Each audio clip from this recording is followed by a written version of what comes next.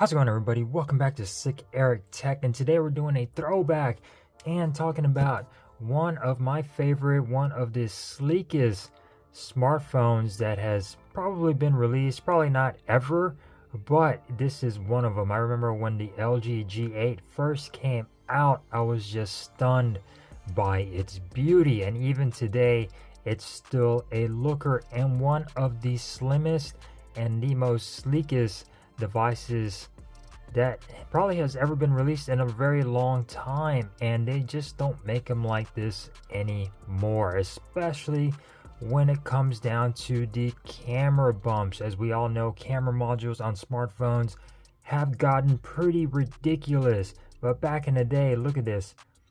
LG made a flat back, completely flat. I mean, granted, it's kind of annoying. You set this phone on a table, it will walk away from you, but look at this, completely flat camera bump. Even the V60 has a camera bump, but very little. I kind of wish they incorporated this design into the V60.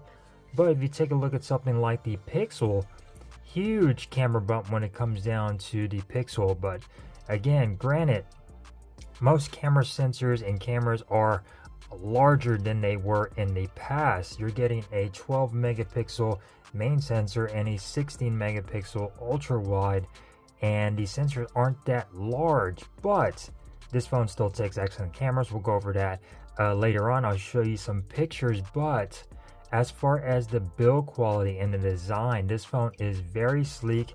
You get a rear mounted fingerprint sensor, which some people still like, rather than the side mounted. Personally, I really don't mind as far as where it's at. This tends to rest right where your finger is at, and we've gone to side mounted and in display fingerprints. But the design of this guy is just awesome. You do get a slight curve on the display, but it's still, for the most part, flat. It's just you get these rounded edges going all the way around, and it is pretty, way before its time. With the LG G8, it's a very sleek and beautiful device. You get a headphone jack with a DAC on there, so that's fantastic. USB Type-C. The speakers on here are actually, while being innovative, they're not that great. You get a crystal sound display is what they're calling, or crystal sound speaker is what they're calling on the LG G8, which is a speaker that's underneath the display, and that is what this hole is for over here, for that speaker to sort of let some of the sound out. Or I believe that's for the speaker, but the sound on here isn't that great. You're mainly going to get everything out through the bottom. It works great with phone calls, but when you're listening to music, the top part is very low. But still, you do not get a speaker grill on the front, which is also pretty cool and innovative. And while you still do have this notch on the front, compared to Apple, which barely just got rid of the notch, this was the first one to do it with this huge notch on the front. And this does house 3D sensors from the LG G8 with the whole hand movement thing that never really took off for this device. It mainly works if you want to use this for your Face ID. This will also use it for that as well, which I turn off the hand gestures and just mainly use this for Face ID. And while it does take a little longer, it works very well, and it is a little bit more secure than most of your other devices, which just use your front-facing camera on there. And this device is just very sleek. The buttons, while being a little bit too flush, they are very sleek on the device, very nice and clicky. And this thing just looks really nice. You get a nice curved frame on there, which is shiny. Now, this would have been even better if it was a matte finish, but still, back then in 2019, guys, 2019, this phone was beautiful. Color is actually really nice. I believe they call it a carmine red for the time. And as you can see, like I said, very sleek, no camera bumps whatsoever. It is very nice and beautiful. This color is probably one of my favorite colors that has ever been on a smartphone, like ever. This is a beautiful red color. It doesn't even match the Moto's Viva Magenta color over here, which is a little bit more lighter. This is way more beautiful than any other phone that I have seen. And like I said, while it having a glossy back, kind of annoying. And you can see right here, pretty much the same size as the Pixel 8 when it comes down to that. And display wise too, pretty much almost the same. A little bit thicker bezels on the G8, but still a very nice device. So going on over some of the specs on here. So the display is a POLED display, supports HDR10, 6.1 inches, and has about a 83.5% screen to body ratio, 1440 by 3120. Again, with that high resolution display, you get a 1440 display. You don't get that on the Pixel 8. You get a 1080p on the Pixel 8, but back then everybody was doing 1440. Now granted, this is only 60 hertz refresh rate, but still it's a very nice and beautiful and sharp display. It does not get as bright as I would like it to get, but it does the job really, really well. Covered in Corning Gorilla Glass 5. You do get an always on display, so that's fantastic. You could customize it with different clocks and things like that, so that's really, really nice. Now this device is stuck on Android 12. That will be my only downfall for it, is updates have stopped. I believe the last update on this device is going to be, let's see here, the last update was on October 1st, 2022. This is a T-Mobile variant, and I believe updates and support is done for this device, so it's stuck on Android 12. You do only get 4G LTE, so that's another drawback, but some people don't even like 5G, and I think 5G is barely starting to take off, so that's fine.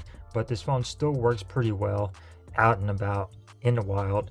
With the signal, it's a little bit hit and miss at my job, so that's nice. You get the Qualcomm Snapdragon 855 chipset. It is way below, or the one below, the LG V60.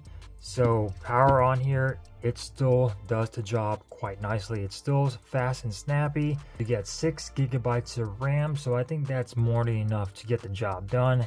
It's not going to be, you know, fast like 8 gigabytes of RAM would be on the Pixel, but still it gets the job done, especially when you boot this phone up for the first time or whatever. It takes a while to get going and can be a little stuttery, but for the most part, once everything's running, this phone is actually pretty snappy and quick and is usable still today. You could play some games on here and it would do just fine, record video and everything. So performance on the G8 is actually still pretty good when it comes down to that. You get the Adreno 640 GPU. You also do get micro SD card expansion support over here on the side, so that's fantastic. 6 gigabytes, 128 gigabyte of internal storage with that micro SD card support, so that's really nice. UFS 2.1 for the LG G8. Now going back to the cameras, so the cameras on here are actually still quite impressive. Back then, it wasn't all about the megapixels, okay? And now we get these huge sensors on the back and huge lenses and huge camera modules to up the megapixels. We get 50, we get 100, we get 200 megapixel cameras. Well, back then LG did it with a 12 megapixel main sensor, aperture f1.5, and it does support PAF and optical image stabilization. And it did it with a 16 megapixel ultra wide sensor with an aperture of f1.9. No autofocus on that ultra wide. Front facing camera is going to be an 8 megapixel camera with an aperture of f1.7. You also do get a time of flight sensor on here on the front, so that helps with biometrics and depth sensing, sort of like the 3D sensor you get on the G8. Well, it was on the front to begin with. And cameras on here still do really well. I took this phone out. I've been using it for pretty much a week now, and you'll be seeing some pictures flash on your screen. Cameras on here still impress today. The camera quality is still really good. Is it as good as a Pixel 8 or an 8 Pro?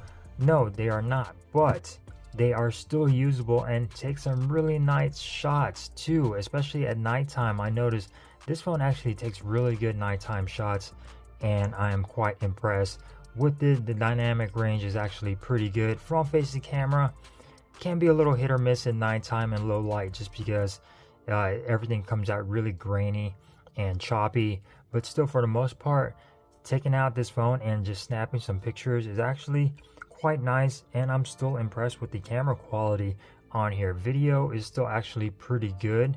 This is probably not going to be better as, you know, as far as your, you know, current flagship devices, but the cameras will definitely be better than a current budget device, I'll tell you that. These cameras will beat out any budget device that's out right now, but of course it's not going to beat out the flagships like the S23 Ultra, the Pixel 8s, 8s Pros, and even the V60, but still they are definitely good enough for most people and social media.